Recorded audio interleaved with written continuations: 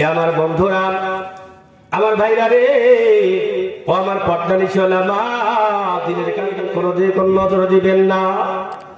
এ মাগো, এই বশির আহমেদ একজন ডাকাতের সর্দার ছিলেন। এই বন্ধুরে, ভাগ্যের ব্যাপার হইল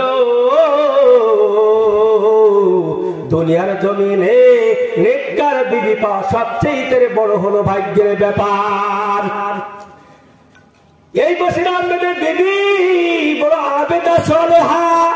এ বন্ধু, এই বিবি 5 ওয়াক্ত নামাজ আদায় করে এবং আল্লাহর কাছে দোয়া করতে থাকে, আল্লাহ গো তুমি আমাকে মাফ করে দাও এবং আমার স্বামীকেও তুমি হিদায়াত দান করে দাও। স্বামীর জন্য দোয়া করতেছে, কিন্তু দোয়া কেন কবুল হয় না? এ বন্ধু, হারাম মাল খেয়ে যদি দোয়া করা হয়, ওই দোয়া কিন্তু আসলেই কবুল হওয়ার যোগ্য রাখে না। এইবার বসির আহমেদ 40 জন দলের ডাকাতের লিডার যখন বাড়িতে এসেছে, বিবি ডাক দিয়ে বলছো, স্বামী আমার, স্বামী গো তোমাকে আমি একটা কথা বলবো, আমার এই কথাটা শুনবানি। বিবিকে ডাক দিয়ে বলছে, বিবি ওই কথা বলবা, তাড়াতাড়ি আমাকে বলে দাও। এইবার বিবি ডাক দিয়ে বলছে, স্বামী রে, আমি তোমার কাছে কিছুই চাই না, আমি চাই শুধু, ও স্বামী তুমি এই হারাম পথটা ছেড়ে দাও, চুরি করা ছেড়ে দাও, গুনার কাজ তুমি ছেড়ে দাও। কত মানুষকে তুমি হত্যা করে টাকা আনো, কত মানুষের ঘর লুটে আনো, কত জেনা করো, কিন্তু স্বামী গো, আমার আল্লাহ রব্বুল আলামিন তোমার এই কাজকে কিন্তু পছন্দ করবে না। তোমার একদিন মরে যেতে হবে, তোমাকেও দুনিয়া ছেড়ে একদিন চলে যেতে হবে। কিন্তু বসির শোনে না, বসির মারপিট করতেছে, মারতে মারতে রক্তাক্ত অবস্থা করে ফেলেছে। এদিক দিয়ে স্বামী তার দলবল সহ যখন চলে গেলেন, যাইতেছেন রাস্তার পাশ দিয়ে যাইতেছে একটা বাগান, ও গভীর রজনী, ওই গভীর রজনী যাইতেছে, রাস্তা দল নিয়ে চুরি করবে, ডাকাতি করবে, জেনা করবে। এ বন্ধুরা আমার, হিদায়াতের মালিক আল্লাহ, সে আল্লাহর কাছে চাও, আল্লাহর কাছে যদি চাইতে পারো, অবশ্যই বান্দা তোমার দোয়া কবুল করবে এবং আল্লাহ তোমার মনের আশা পূরণ করে দেবে। এ বন্ধুরে আমার, ওই একটা বাচ্চা ছেলের কান্নার আওয়াজ বাগান থেকে আসতেছে। এই আওয়াজটা শোনার পরে কান্নার আওয়াজ শোনার পরে বশিরের কানের মধ্যে চলে গেল।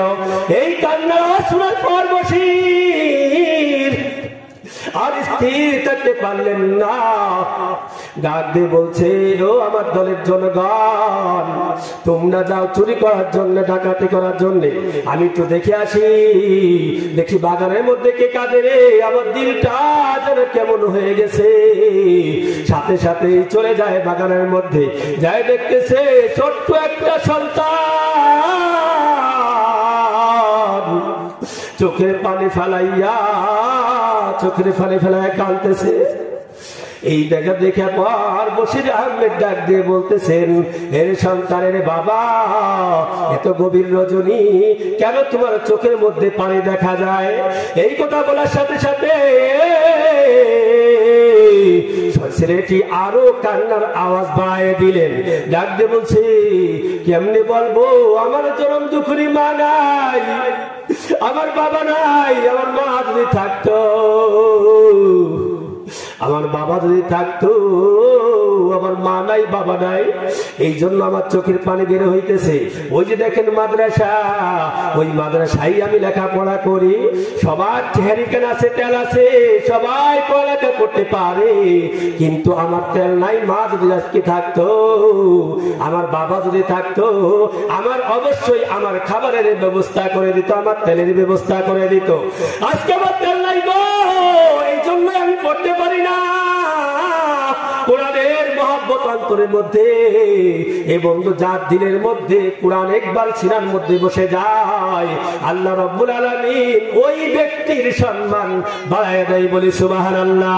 আজকে আমার মতো মানুষকে কেউ সালাম দিত না, কেউ চেয়ার ছেড়ে বসতে দিত না, একমাত্র কোরআন জানা মানার কারণে আল্লাহ রাব্বুল আলামিন আমাদেরকে সম্মানিত দান করেছে। বলি সুবহানাল্লাহ। এ বন্ধুরে আমার, এইবার ডাকাতের সর্দার ডাক দিয়ে বলছে, বাবা রে চলো তাহলে, তোমার এই কান্না সহ্য আমার হইতেছে না, হে বাবা চলো তোমাকে আমি হেরিকেলের ব্যবস্থা করে দিই, তেলের ব্যবস্থা করে দেই, চলো। এইবার সন্তান ডাক দিয়ে বলছে, না না, তোমাকে আমি চিনে ফেলেছি, তুমি একজন বড় ডাকাতের লিডার, তুমি চিড়চুরি করো, জিনা করো, বিচার করো, কিন্তু আমি তোমার কোনো হাদিয়া নেব না। বলছে বাবা রে নাও। বলতে নিতে পারে একটা শর্তে। ছোট্ট 5টা সন্তান একটা মানুষকে কি বল বুঝাইতেছে বাবা গো। মাদ্রাসার তলবের এমকে দেখলি অনেকের রাগ হয়, অনেকের মিরাজ গরম হয়। না না না, তুমি মিরাজ গরম করিও না। এই কোরআনের বাহক কিয়ামতের ময়দানে তোমারও বাঁচানোর একটা ওসিলা হতে পারবে কিনা। এইবার বন্ধুরা আমার বলছিল, একটা শর্ত আছে, তুমি যদি এখন ওয়াদা করতে পারো যে আমি আজ থেকে আর চুরি করবো না, আমি আর জিনা করবো না, আমি কাউকে খুন করবো না, তাহলে আমি তোমার এই তেলটা নিতে পারি। ওয়াদা করলেন, তওবা করলেন। এইবার দোকানে যে তেল কিনলেন, তেলের টাকা দিতে চায়, দোকানদার নেয় না। বলছে না না না, তুমি যে একটা দলের লিডার, তুমি একটা ডাকাত, তোমার কাছ থেকে টাকা নিলে, তাহলে আজকে যদি আমি টাকা নেই,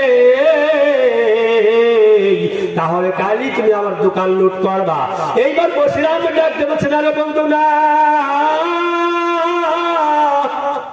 না না না, আমি কালকের যে বসির ডাকাত ছিলাম, আজকে সেই বসির ডাকাত আমি, আজকে সে আসি নাই, আমি তওবা করেছি, আমার তওবা আল্লাহ কবুল করবে, আমি ফিরে এসে আর চুরি করবো না, ডাকাতি করবো না। তেল দিলেন, সন্তানটি দোয়া করলেন, কবুল হয়ে গেলেন। এইবার বসির আহমেদ বাড়িতে যায়, চাইলে তার বিবি 2টা হাত তুলে চোখের পানি ফেলে কাঁদতেছে, 2টা হাত তুলে আল্লাহর কাছে ডেকে ডেকে, আল্লাহ গো, আয় আল্লাহ, তুমি তো হিদায়াতের মালিক,